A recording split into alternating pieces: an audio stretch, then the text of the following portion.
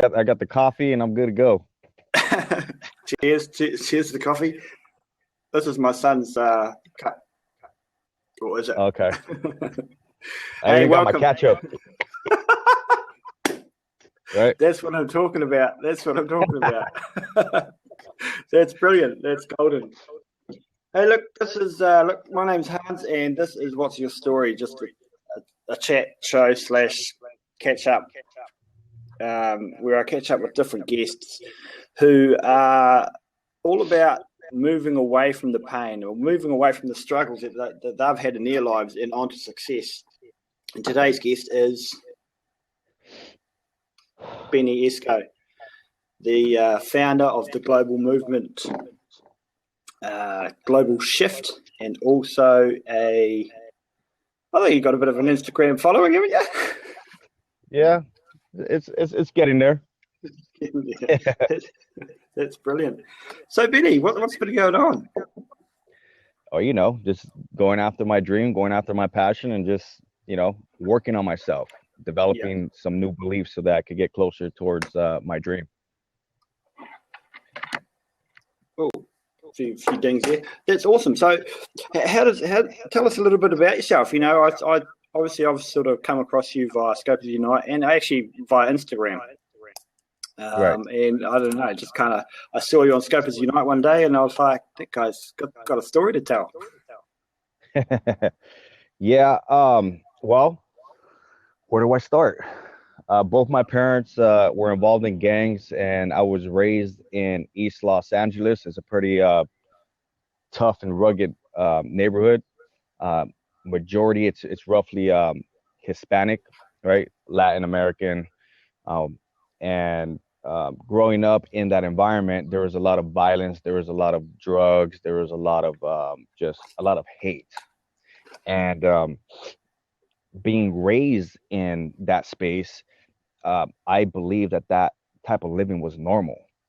Like I didn't see nothing wrong with it, and so growing up into my teenage years, I began acting out and everything that I was taught growing up by my parents. And I thought it was okay. I thought the partying was okay. I thought the violence was okay. I thought the drugs were okay. I thought the dysfunctional relationships were okay. Um, Beating up on people and getting in fights was okay. And I thought it was just normal to vandalize on other people's property and steal other people's cars and to go to jail. um, that was my normal reality. And I thought that that was just a way of life because that was the only thing that I was taught, growing up. Mm. And so I experienced a lot of pain, a lot of hurt, a lot of craziness, a lot of violence, and you know, I'm thankful to have been able to change my life around. So you've gone through some stuff. Is there a particular point, or did you meet somebody out on the street, or how did that come about? Where you've you've had one of those epiphanies or those little clicks gone clicking in your own mind to go, I don't Mhm. want this anymore. Is you one of those moments? Yeah, I would say there wasn't one particular one, but there were many moments that occurred in my life where it was like, whoa, like I don't want this no more. From the drug use, from the dysfunctional relationships, and then having my son at the age of um, at the age of 21, 21 years old, and I think that was the first shift that I made. The little small shift that I made was when my son was born. And I couldn't do the things that I was normally doing because it wasn't just me. No, it was me and my son. And I knew that whatever I chose to do won't only impact me, but it will also impact him. So I made a few changes. I didn't change that much, but I made a few changes as far as the, the, the crime that I was involved in at the time. uh, it, I drastically lowered that um, those actions down. And then I realized that making $9 an hour working in a warehouse wasn't an idea job, and I didn't want to. I started thinking about where do I see myself 10 years from now? Am I going to be making $9 an hour? Like, who can live off of that? So that thought caused me to to start thinking, about something else, to make some more money, go learn something new. Then I got kicked out of my house. I was homeless for about a day, and that's all it really took. Yeah. The cop actually had to drive to my house to go pick me up and get me out of the house. It wasn't that I was, resisting or anything, but he showed up. I didn't have a ride. He offered to give me a ride. Okay. And this is how my mindset was back then when I was 20, 21. I packed all my stuff, whatever I needed. And I also had a 9 millimeter gun, and I wasn't going to leave it at the house. And so I packed it in my bag. I'm sitting behind the cop car with my bag of clothes and my 9 millimeter gun in the backseat of a cop car, giving me a ride down the street to the nearest payphone. But that was just my mindset back then, you know. Made a phone call, nobody came through. I was new in the area, and so I decided to go sleep behind a liquor store, looking up at the stars, and I realized that this wasn't what I wanted, and that was another little moment where I was like, okay, I'm tired of going through this. Why am I going through this? And where do I want to be at? And then that launched me into construction. Made a choice to move to Whittier, got into the union, started making 15 bucks. Within a year, I was making over $20 an hour. And then I was like, man, if I could make this much, I wonder how much more I could make. And then I was Mm. introduced to network marketing. And as I got into network marketing, I was introduced to personal growth and self development. And so here we are. Here we are, some years later. So, Yeah. I've done a wee bit of research on a few bits and pieces, and Okay. I really love the story where I think you mentioned that you're walking through the mall and you go to find video or the book, or you're doing The something like secret. that. Yeah, that's the Yep. one, the secret. Tell us about that. Okay. How did that all come about? I mean, I was fascinated when I heard it. Okay. Did you find that on the scope? How did you find that? I got to do my homework. Okay. Okay. Let's see. When I was introduced to the secret, okay, at the age of 26, I was stabbed. I chose to go hang out with some friends that I wasn't usually hanging out with, and I just felt like going out that night. And we ended up at King Taco in East Los Angeles, and these group of guys. There's about like 15 guys, and it was only two or three of us at that time in that specific moment. And we ended up getting jumped by these guys, and I ended up getting stabbed that night. I got stabbed a few times. I had my skull fractured, and then within that year, my cousin was murdered down the street from where I was living at, and we knew the guys who shot him, or that we knew the guy who shot him. So what we did was we went looking for the guys, and we were all carrying guns. When it comes to family, it's like uh, that's just something that I hold dear to me. Family members, people that I love. I'll protect them with everything that I got.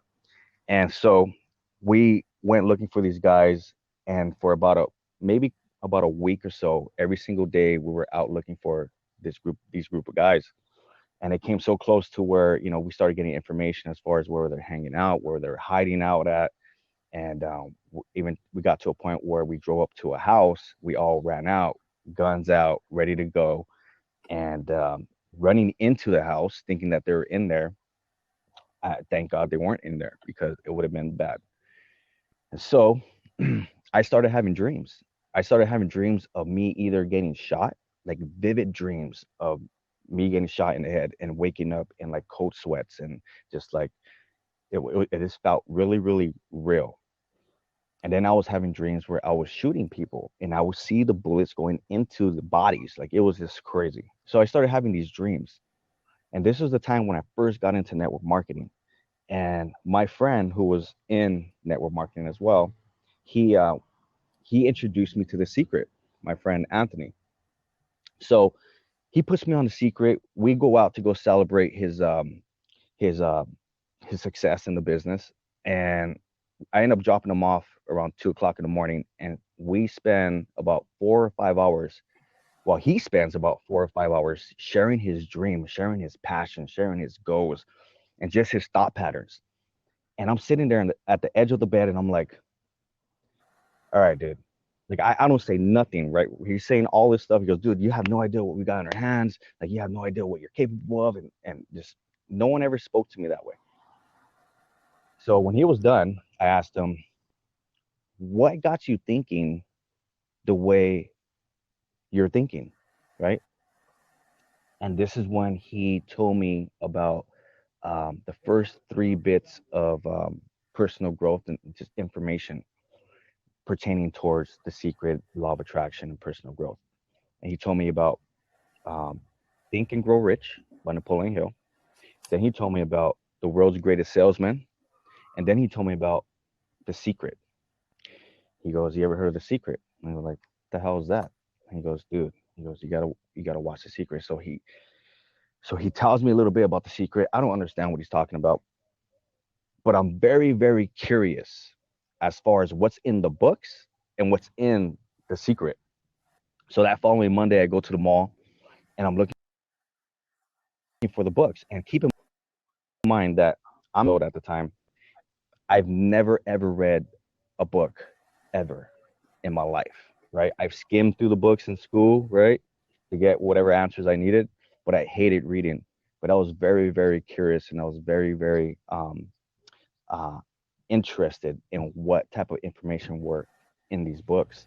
So I go to the mall to go look for these books, but there's no bookstore.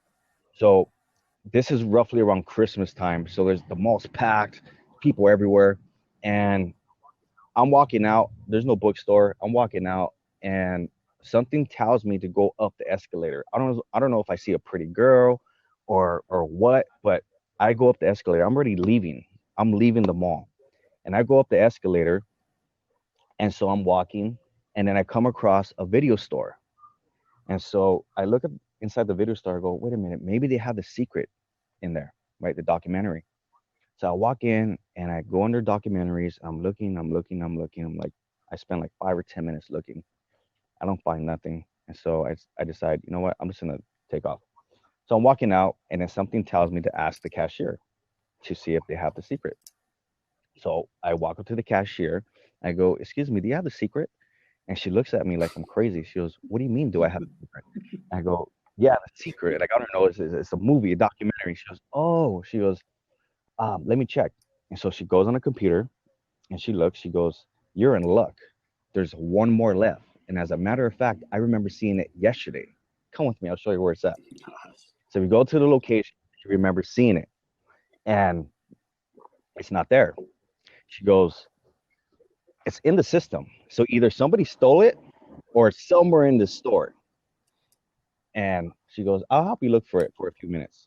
I was like, okay, great. And so in my mind, I'm like, I really want it now. Like, I'm like a I know there's a golden nugget somewhere in this store, and I'm gonna find it. And so I'm looking, and 5 minutes goes by, and I'm like, please, like, I just want to find this documentary. And then boom, she pulls it out. She goes, found it. Best $25 that I ever spent in my life. Um, and I say that because I think it saved my life. I go home and I put on The Secret, and I'm sitting there. I'm dirty in my construction clothes, and I'm sitting there, and I'm sitting in front of the computer, and I'm watching The Secret, and it's talking about how your mind, your emotions, your thoughts um, attract what it is that you bring into your life. And I never heard anything like this ever in my life, ever. So I'm like, at first, I'm like, what is this? And as it kept going, within the first 10 minutes, I'm like, boom, like something hit me. It was like, the movies where you open up the treasure chest and like there's gold lights up. Well, I had one of those moments, right? And it hit me hard because I began to look back at my life, and I'm like, why did I experience all these things? Well, because I was taught how to think and how to see life and what to focus on in life by my parents. And so, and by the environment. And I attracted every single thing that um, I experienced growing up, being taught by my parents in that environment. I said, okay, that makes sense. And then um, I started thinking about my relationship, my very first relationship. It was disastrous. It was just like my parents' relationship. I go, okay. Like, so things started clicking, and then, um, I started thinking about my current situation. My cousin being shot, me looking for the dudes, them looking for us, and in my mind, for day after day after day, who's gonna find who first? And whoever finds who first is either gonna get shot or be shot, right? And then the dreams, right? I start having those vivid dreams. And so as I'm watching that video, like I'm like blown away. Like I'm like, whoa, what was I bringing into my life? What was, if this is real, if what this video is saying is real, and if it's true, then I was bringing some craziness into my life. And it was showing up through my thoughts, and it was showing up in my dream. I think the next thing was the reality of it, you know? And when I saw that, I realized that I needed to change the way I was thinking. And I needed to change my thought patterns. And so at that very moment, I went from being very negative to being a little bit more positive. And from that moment moving forward, the company that I was involved with at the time in network marketing, they had an event going on like a week or two later in Las Vegas. And they're like, dude, you got to come out to this event. I'm like, no, man, I don't. Like, I already spent money on there and I haven't made no money, right? Because I sucked. I didn't like speaking to people. And so I go out, and I'm going to share this really quick because it all ties together.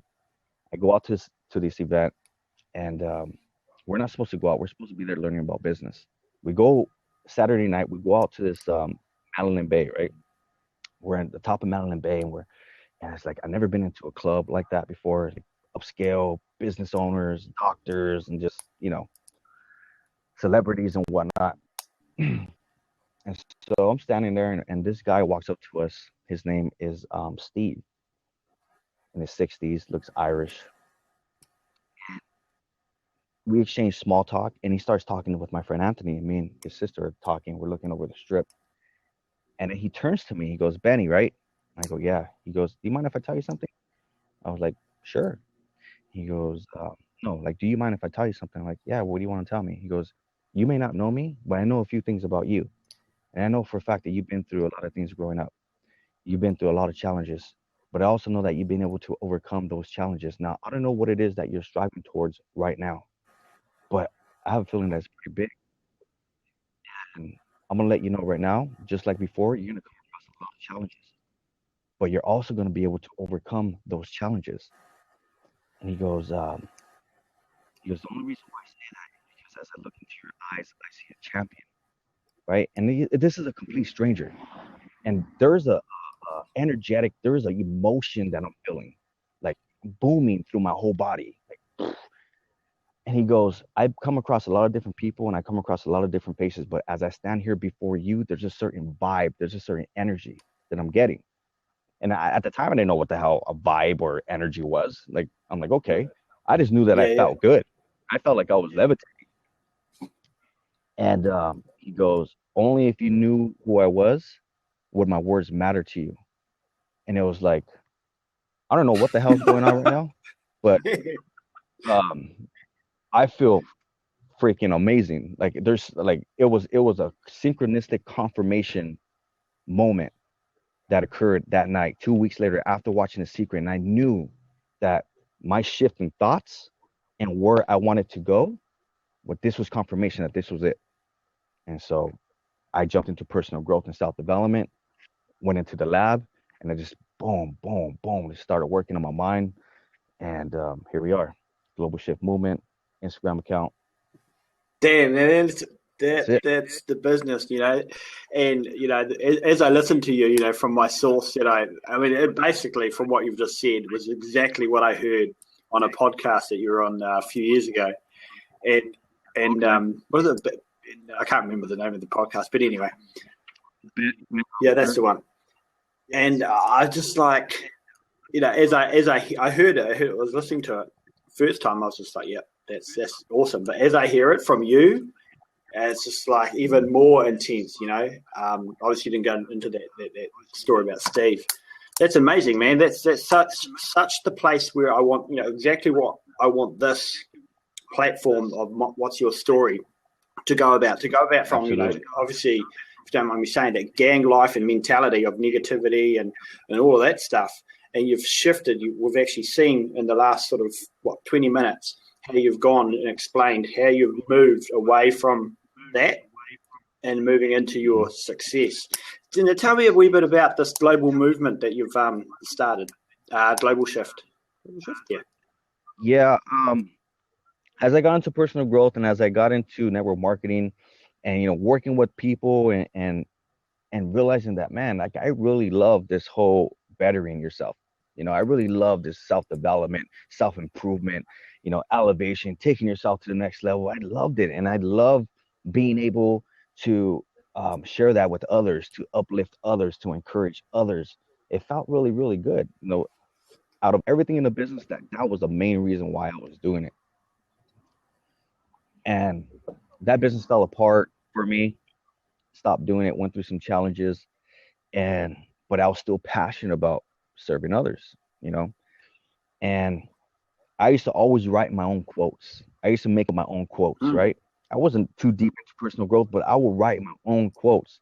And people who were higher up in the business, you know, like my mentors and stuff, not all of them, but they would like make fun of me. Like, who do you think you are? You think you're some kind of philosopher? And so like they played a role in me kind of like slowing down in that.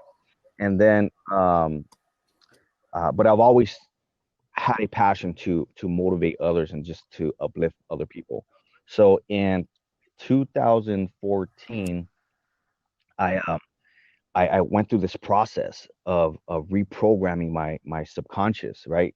Commanding and demanding certain beliefs to come about within me after reading Napoleon Hill's book. And so I applied it for 30 days, right? And at the end of 30 days, at the end of December, I had an inspired thought. Actually, I was invited to this event, and at this event, and it was very last minute. I didn't want to go, but I was like, something was telling me to go. At this event, this guy, his name is Marcos Orozco's. He was talking about social media, and the people who were at this event were like investors, real estate brokers, real estate agents. I'm sitting there, and he's like, here, utilize social media to brand yourself or to brand your business. And like a fraction of the room raised their hands. And he started laughing and he started clowning on everyone that didn't raise their hand. He goes, do you have any idea how powerful social media is? Do you understand that social media is the new media and that it's the people's media and that we get to choose what we want to put out into the world? And I was like, whoa. Mm. I had no experience really in social media besides just posting family stuff and just, you know, recreational type Yeah, of yeah. use of so I go home and I'm like, okay, there's a certain feeling I have. And I'm like, what am I gonna do with this information? And I was like, I like writing quotes and I love supporting and serving others. And I was like, you know what? Boom, I'm gonna launch my Instagram account and I'm gonna put quotes on my pictures. First, I started using other people's quotes just to like get things going, and then as I started getting into the feel of it, I got back into my zone of just expressing my thoughts, and I did that, launched the Instagram account, and then about a week later, I got an inspired thought to ask for support from other accounts. And so I reached out to other accounts. I think one of the first accounts that supported me was You Are Creators. I don't know if you heard of the YouTube channel. Reached out to them and they're like, sure, yeah. You know, I explained to them what I was about, what I was trying to do. And so they supported me. They gave me a shout out. And I think I reached out to like uh, Agent Steven, reached out to him. Obviously, he didn't, you know, give me a free shout out, but reached out to, you know, I just had an inspired thought to ask other people for support. And and then I reached out to other pages that were like my own with, you know, 50 followers, 100 followers, and you know, we shouted each other out. And then I decided, you know what if I make a group where I get other like-minded pages and accounts that inspire, uplift people, and we can support one another. And so I did that. I reached out to a few people. Boom, I had 3 members, and then 5, and then 6. And there was no vision really. It was just to support one another so that we could inspire more people. And then about a month later, we had roughly close to 20 members. And I was like, dang, like with this whole social media thing, like numbers don't exist. I was like, we can inspire 1 million people, right? And I was like, yeah. And so I wrote down the vision and I shared it with the group. And they're like, yeah, hell yeah, let's do this. And then the group began to grow and grow and grow. And as the group began to grow, the vision evolved into let's inspire 1 billion plus people. And now we have over 100 members in the Global Shift Movement, not including all the other people and members who are part of the Global Shift group on Facebook, and also the Global Shift chat room on GroupMe. So that's well over 300, 500 people who are all about the vision of inspiring and uplifting 1 billion plus people and just making a difference in the world. That's awesome. And it starts with one step. Everyone talks about, there's a quote by Arnold Schwarzenegger where he says, the people go, oh, you work so hard. And he talks about, someone says, oh, you look so good, I'll never look like you. Basically, Arnold takes that and says, well, that's because you're not ever going to put the work in, so you'll never look like me. So, it takes one step. And, what I see in yourself and in the group, that what you're doing is basically the step to, in 10 years' time, it's just got I'm just like blowing away. I can hardly get the words out. I'm excited. I'm super excited. Yeah, I'm excited too. Man, I can't. Look, that's going to be awesome. Hey, look, we've gone deep. I've heard your story, and I love it. Obviously, I'm going to. This is being recorded, so I will send you, flick you a file and stuff so you can keep it. But we're running. I know your time's valuable. We've got things to do, and you've got a wee thing happening today as well from your end. So I don't want to hold you up, but. Look, I'm starting to love my little randomness at the moment now. It's become, people are talking about it. So I call it the 9. There you go. So you've got 3 items with you, and I guess it's two bottles of ketchup, 2 of them. There you go. There you are. And my cup of coffee. There you go. But what I really love about this section is my 9 and 10. So I'm going to give you 10 seconds to name 9 items. Obviously, you don't know what I'm about to say, so I don't know what to call it yet, so I'll just call it the 9 and 10 for now, until I come up with some sort of scope line. All right. So I know you're in construction. I'm going to get my timer out. Timer? Hold on. People always wonder what I look like with hair, so since this is Hans Feller's scope, we're going to go like this. Let's do this. Dude, baby. Dude, you need a guitar. Get your Elvis on. How's the hairdo, bro? That's tight. That's awesome. Right, stopwatch. We've got 9 seconds. That's how much we've got. Hang on, time. All right, let's do this. All right, so the question, obviously you know the deal. 9 items, 10 seconds. Hasn't been done yet. I think the closest we've got is, we got to 9 or 10, but he was over the time. So I put on the wee dinger. We've got 9 seconds. No, 10 seconds. How much time have we got? 10. 9 items in 10 seconds. So as I get my timer ready. Sorry, restart. You nervous? Right, let's turn this up so you can hear the dinger. All right, here we go. I know Kim loves to start. Are you ready? Man, ready. Yeah, man. It's awesome. Like that. Right, yep. Right. Name 10 tools in construction. Go. Hammer, square, plumb bob, drill, hammer drill, rotor hammer, grinder, screw, level, tape measure, laser. Did I get them? I don't know, man. You waffled off some stuff I've never even heard. the third one you said Plumb bob. plum. What's a That plum? plumbs out your wall. A what? Plumb bob. The ancient Egyptians used that to build the pyramids. It goes way back. Way back. Yeah, look at a plumb Plum bob. bob. Plum bob. Right. That's crazy. Man, it's hot having here. It is hot heaven here. I agree. Nice. That's perfect. What a great wee quiz. I quite enjoyed that. I'm going to have to work on that one a bit more. All right. Let's say that you win. All right. So another thing that I like to do is get a book that you're reading. Are you reading a particular book at the moment, or?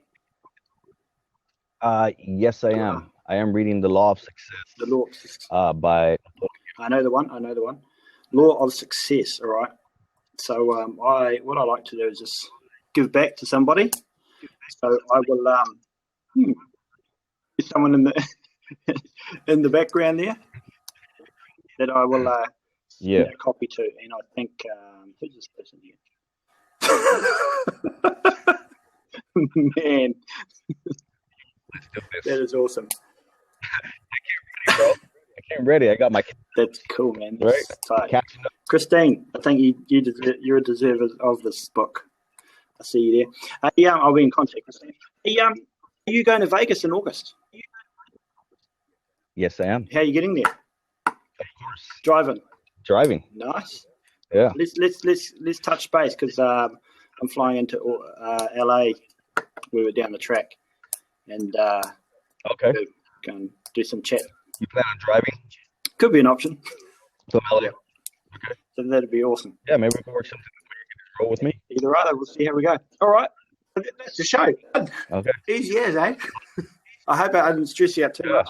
Thank you for sharing your story, and it's about our struggles often paved the way to our successes, and your story there, Benny, is exactly where we're at, gone from the negative and moving into the positive, and it's about the mindset, the mindset change, and so often we get stuck in our train of thought or our mindset, and we decide, or we choose not to steer away. There's a wee quote that I posted. Keep going until you win. There you go. That's right. I love that one. So there you go. That's it. Done and dusted. Awesome. Have a great honor to be on Hans Feller's show. All right, man. Take it easy. All right, brother. All right. As you were. You too. Yeah.